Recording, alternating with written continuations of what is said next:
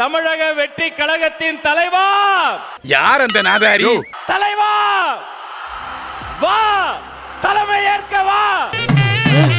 இது அது இல்ல. தலைவா, தலைவா, வா தலைவா, வா சாமி. மானம் கெட்ட போல. எத்தனை ஒரு பஞ்சாயத்தடா முடிச்சு வச்சு பாரு. நமக்காக அம்மட்டு போலும் பிள்ளை குட்டியோட வெயில்ல காத்து கிடக்குறாங்களே. தமிழ்நாடு தான் விஜய், இந்த விஜய் தான் தமிழ்நாடு.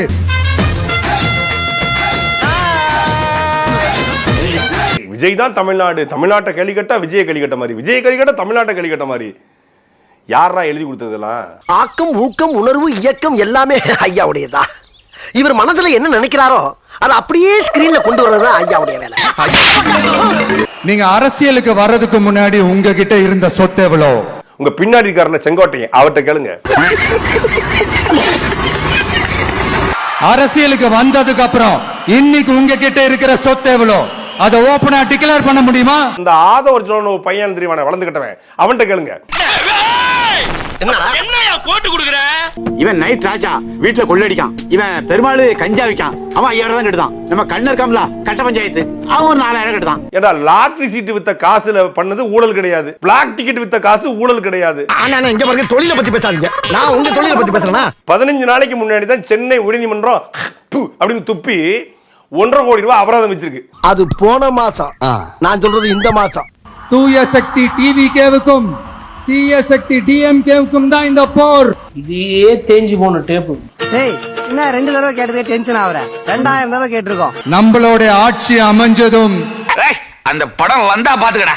ஒவ்வொரு கிராமத்துக்கும் நான் நேரடியா வந்து என்னுடைய சொந்தங்களாகிய உங்க எல்லாரையும் நான் சந்திக்கிறேன்.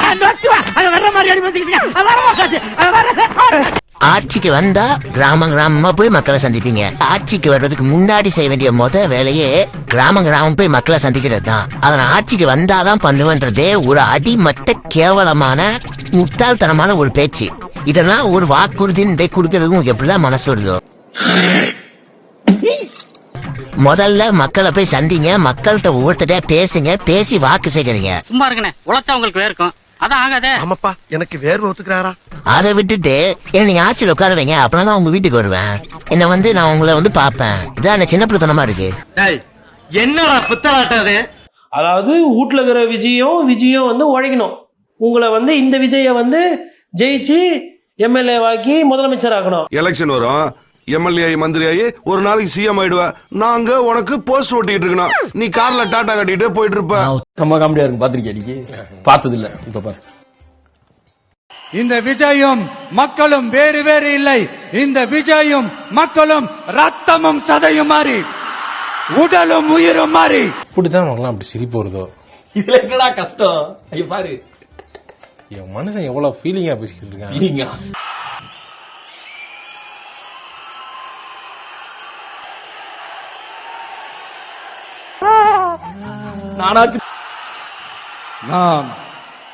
சாரி, இதெல்லாம் உனக்கு கஷ்டமா இருக்கு. இது உனக்கு கஷ்டமா இருக்கு. கஷ்டமா இருக்கு. இனிமே தட்ட தூக்கி டிவின்னு வந்த ஐயோ மாறி தொலை மாட்டேன். உனக்கு என்ன பிரச்சனை? ஏன் அழுகுற? எனக்கு தெரியாது. உனக்கு மண்டையில பிரச்சனை. ஐயோ அப்படி சொல்லாத.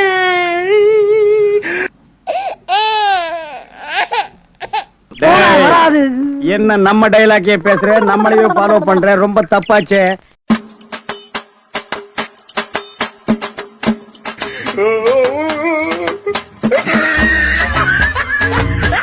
கான்சென்ட்ரேஷனுக்காக குளிர் ஊதோடு யூஸ் பண்றியா? ஆமா, அப்படி சுருன்னு ஏறுதா, அது நல்லா. ஆனா அவங்களுக்கு தெரியாது, என் மேல அவதூறு பரப்புனா அது மக்கள் மேல அவதூறு பரப்புற மாதிரின்னு. சென்சிட்டிவான சென்டிமெண்ட். ருக்கோ ஜரா, சபர் கரோ. அவங்களுக்கு தெரியாது என் மேல அவதூறு பரப்புனா இவன் மேல அவதூறு பரப்புற மாதிரி. என்ன திட்டினா இவனை திட்டுற மாதிரி. என்ன பைத்தியக்கார கூட்டி திட்டினா இவனை பைத்தியக்கார திட்டுற மாதிரி. ஏன்னா எனக்கு இவனுக்கு மேல இருக்கிற உறவு அப்படி. என்னங்க எனக்கு ஒண்ணுமே புரியல. அதுதானப்பா எனக்கும் புரியல. இப்ப எதுக்கு மென்டல் மாதிரி ஆகுறன்னு கேட்காதீங்க. டயலாக் மறந்துடுச்சு. ஆந்திரா சட்டமே நல்லா இல்ல.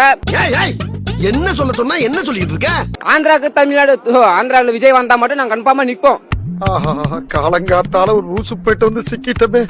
இவனை இவருக்கே பேசி அனுப்பிச்சிட வேண்டியதான். ஆந்திராவில் நிக்கேக்குவோம், விஜய் நிக்கேக்குவோம். தமிழ்நாட்டுல கந்தலான பத்தாதுன்னு ஆந்திரா போய் கண்டமாக போறாராம். ஐயோ பாத்துட்டு எங்க அண்ணனை பாத்துட்டு. ஐயோ நான் தானா அரே பாத்து நீதானா நீ பாத்துன்னா இவனை நம்புவானா. ஒருத்தன் பைத்தியமா இருந்தா சமாளிக்கலாம், மொத்த பேரும் பைத்தியமா இருக்கான். இன்னும் பல பைத்தியங்கள் வேற வர இருக்கு. இப்போ வந்து விஜய் வராருன்னு சொல்றாங்கல்ல, இப்படி ஒரு மனுஷன் ஒரு திரையில நடிக்கிறப்ப இவ்வளவு நடிக்கிறாரு, திரையில நடிச்சுட்டு இருக்கும் போதே சைடுல வந்து நிறைய நல்ல விஷயம் பண்ணிருக்காரு. எப்ப நீ அத சொல்றியா? புரிஞ்சு போச்சு. அப்படிப்பட்ட மனுஷன் ஒருவேளை சிஎம் ஆனா, முதலமைச்சர் ஆனா என்ன பண்ணுவாரு? அப்படியே ஒரே புடுங்கி இங்க நட்டுருப்பாரு. அவர் நல்லா பண்ணுவான்னு நான் நினைக்கிறேன். சரி, நீங்க வெளிய பேசுறீங்க. மார்க் பேஸ் பண்ணி போறதுனால பசங்களுக்கு வந்து டேலண்டே இல்லாம போயிடுச்சு. சோ எஜுகேஷன் சிஸ்டம் மாறினா இவர் வந்து மாத்தணும். ஐயா அந்த ஆள் படிக்காதவன் கை நாட்டுன்னு தெரிஞ்சு நீ மனுவை கொடுத்து கேள்விப்படுத்த வந்திருக்க. திமுக அதிமுக அரசும் இவ்ளோ வருஷமா வந்து ரூல் பண்ணிருக்காங்க நம்ம ஸ்டேட்டை. அதனாலயும் நிறைய பேர் பலனடைஞ்சவங்க இருக்காங்க இல்லையா? இதுல கூட கண்டிப்பா நிறைய பேர் இருப்பீங்கல்ல. இருப்போம். தற்குறி முக்கியமா ஒரு கருத்து தெரிவிக்கிறது என்னன்னா, சார் அவர் இந்த உலகத்துக்கு ஏதோ ஒரு முக்கிய செய்தி சொல்ல வராரு, அவர் கொஞ்சம் சொல்ல விடுங்க. இந்த வயசானவங்க எல்லாம் இருக்காங்க பாத்தீங்களா, இப்ப எப்படி நம்ம 18 வயசுக்கு மேல இருக்கிறவங்க வந்து ஓட்டு தராங்க, அந்த மாதிரி ஒரு 65 மேல வயசு இருக்கிறவங்க ஓட்டு கேன்சல் பண்ணிடணும். இதோ பார், அறிவை மட்டும்தான் பயன்படுத்த வேண்டும், ஆயுதத்தை பயன்படுத்தக்கூடாது. எனக்கு இன்னும் புரியல, வர்றவெல்லாம் தற்குறியா இருக்காங்களா? நீ தற்குறி ஆக்குறியா? உனக்கு ரோல் மாடலுங்கிறான். தாவேகாவோட வேட்பாளர் விருப்பமனு பட்டியலில் கேட்கப்பட்ட கேள்விதான் இது. அது முத கொஸ்டினை பாருங்களேன். கழகத்தின் வளர்ச்சிக்காக நீங்கள் ஆற்றிய பணிகள் என்ன? அணில் எழுதுவானுங்க. மரம் ஏறினேன், பேரிகார்டை தாண்டி குதித்தேன், போஸ்ட் கம்பத்தில் ஏறினேன், கூட்ட நெரிசல் ஏற்படுத்தினேன், பப்ளிக் நியூசன்ஸ் செய்தேன், போலீஸ்காரனை கடித்தேன். இதை தாண்டி அவங்க அதுக்கு என்ன ஆன்சர் பண்ணுவாங்கன்னு எனக்கு தெரியல. அது எப்படி அவ்வளவு கரெக்டா சொல்றீங்க? அடுத்தது, கழக போராட்டத்தில் பங்கேற்று சிறை சென்றீர்களா? கழகம் எந்த போராட்டமும் பண்ணதும் இல்ல, இவனுங்க போராட்டத்துக்கு சிறை சென்றதும் இல்ல. வேணா கரூர்ல 41 பேர் இறந்த வழக்குல எங்க தலைவர் வந்து சிபிஐ கேஸ் அட்டன் பண்றாரு, ஆதவர்ஜனா வந்து கேஸ் அட்டன் பண்றாரு, புசி ஆனந்த் வந்து கேஸ் அட்டன் பண்றாருன்னா சொல்லிக்கலாம். மற்றபடி அதுல இவனுக்கு எதுவும் நடப்பவும் முடியாது. இவனுக்கு போராட்டம் என்ன தெரியாது, இவனுக்கு கூட போராட்டிக்கிறாங்க. இப்படி ஒரு கன்றாவியான கட்சி எங்காவது பார்த்தது உண்டா இவரான? கழக விதிமுறைகளுக்கு எதிராக நடந்ததாக உங்கள் மீது ஏதாவது நடவடிக்கை எடுக்கப்பட்டுள்ளதா? இவனுங்களா? இவங்களுக்கு விதிமுறையும் கிடையாது, இவங்களுக்கு எதுவுமே கிடையாது. அப்படி கழகத்துக்கு எதிராக நடந்தாங்கன்னு இவங்களுக்கு வந்து ஒரு நடவடிக்கை எடுக்கணும்னா முதல்ல விஜய் மேல எடுக்கணும், புசி ஆனந்த் மேல எடுக்கணும், ஆதவர்ஜனா மேல எடுக்கணும், ஏன் ஒட்டுமொத்த தற்கொலைங்க மேலேயே எடுக்கணும். இதெல்லாம் ஒரு கொஸ்டின் கேட்டு வச்சிருக்காங்க. என்ன சிரிப்பு ராஸ்கல், என்ன சின்ன பிள்ளைத்தனமா இருக்கு. என்கிட்ட ஒருத்தர் துப்புரவு தொழிலாளி அந்த வேலைக்கு வச்சு சொல்லலாம் ஒதிப்பா உன்ன. வா, யாரு நீ? ஏஜென்டா? விசில் அடிக்கல வீட்டாண்ட ஒதிப்பா உன்னு சொல்லிடுறேன். அதனால காலையில இருந்து விசில் அடிச்சுட்டான். அடங்கம்மால ஏண்டா மோத்தா உன்னை பெத்தாலா இல்ல யானை கண்ண கக்குச்சாடா?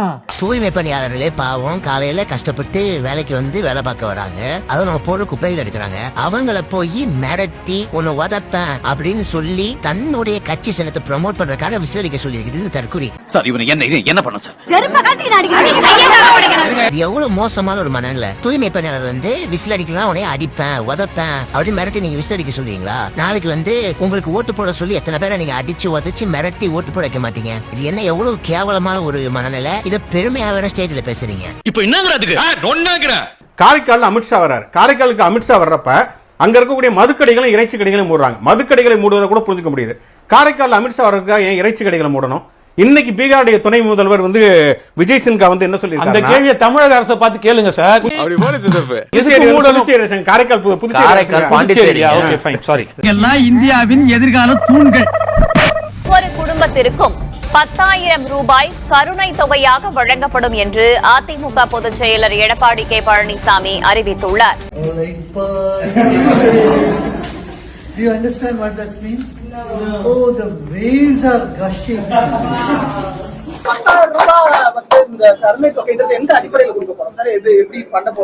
கொடுத்தாதானே 20,000 கூட சொல்லிருப்பேன்.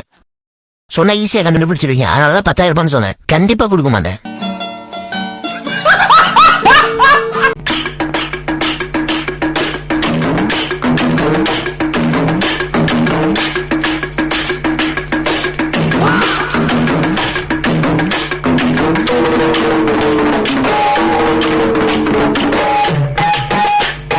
ஏன் தம்பி இப்படி அடிக்கிறாங்க? உங்களை இப்படி பண்ண உங்களை சும்மா விடக்கூடாது தம்பி இப்போதைக்கு வீரம் முக்கியம் இல்ல, விவேகம் தான் முக்கியம். சட்டு புட்டு ஸ்பாட்ட காலி பண்ணிட்டு நம்ம ஏரியா பக்கம் போயிருவோம். சரி வண்டியில ஸ்டார்ட் பண்ணு.